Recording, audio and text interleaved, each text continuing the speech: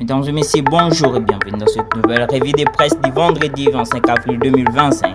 À la une de Mediapart, ce vendredi en RDC traite principalement de la signature de la déclaration commune entre Kinshasa et la coalition M23 AFC qui devrait aboutir à un cessez-le-feu sur terrain. Il revient aussi sur le lancement par le président de la République de la réforme salariale.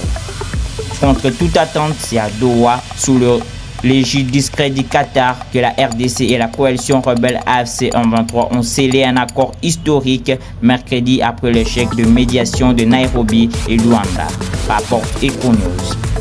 Kinshasa abandonna le qualificatif de terroriste, reconnaît désormais l'AFC M23 comme partenaire de paix.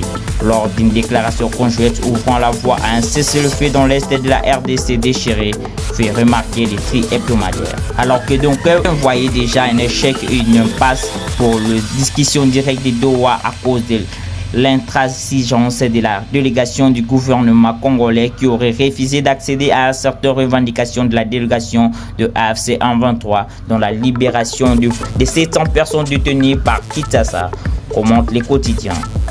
Les choses ont pris une autre tournure jusqu'à parvenir à un compromis entre les deux parties sous la médiation qatarienne. L'accord de cessez-le-feu récemment conclu entre Kinshasa et l'AFC M23 à Doha au Qatar suscite à la fois des espoirs et des inquiétudes quant à sa véritable efficacité constante, le potentiel. Dans le passé, les accords de paix en République démocratique du Congo ont souvent mené à le partage de pouvoir plutôt qu'à des solutions durables au conflit, rappelle le quotidien.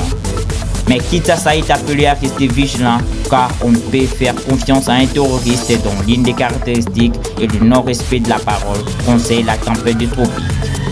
Les forces armées de la République démocratique du Congo doivent redoubler de vigilance pour parer à toute éventualité, ajoute le journal.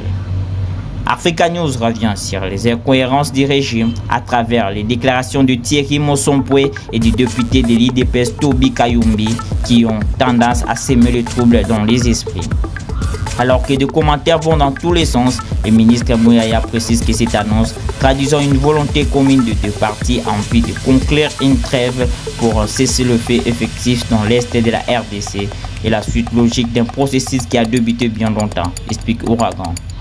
L'envol parti politique de l'opposition salue l'option prise par la délégation du gouvernement congolais et les M23 AFC à œuvrer pour l'instauration d'un cessez-le-feu définitif, note mediacongo.net. Le parti des délistes Sangha met un accent sur le pacte social pour la paix et le bien vivre ensemble en République démocratique du Congo et dans la région des Grands Lacs, tel que soutenu par le prince de l'église, à savoir la Cinco et les CC avec leur dialogue intercongolais, ajoute le potentiel. Relance de la réforme salariale. Dans un autre registre, le média revient sur le lancement des travaux de la réforme salariale en RDC. Le président Félix Tshisekedi a lancé jeudi 24 avril les travaux d'élaboration d'une nouvelle politique salariale des agents publics de l'État, donnant ainsi un coup de pouce à la réforme entendue, annoncée avec solennité et dont l'ambition avouée est de mettre un terme à des décennies de disparités et de frustration dans la fonction publique, rapporte Forum des As. Ces projets s'inscrivent dans un contexte complexe marqué par le défi sécuritaire dans l'est du pays et une gouvernance en quête de plus d'efficacité, analyse les potentiels. La réforme salariale a été présentée comme une réponse aux profondes disparités qui existent actuellement entre les différents ministères et secteurs de la fonction publique, ajoute les tabloïds. Et pour Congo Nouveau, ce forum est une initiative qui vise à corriger les inégalités criantes au sein de la fonction publique et à redonner ses lettres de noblesse à l'administration congolaise. Certaines institutions publiques bénéficient, selon lui, de traitements de faveurs injustifiés pendant que secteurs clés sont relégués au second plat, détaille les tri hebdomadaires.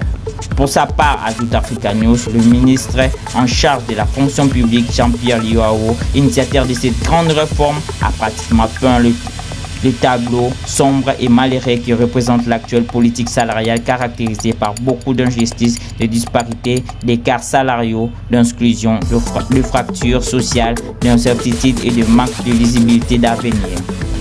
Mesdames et messieurs, c'est tout pour la revue de presse de ce jour. Rendons-nous à la prochaine édition.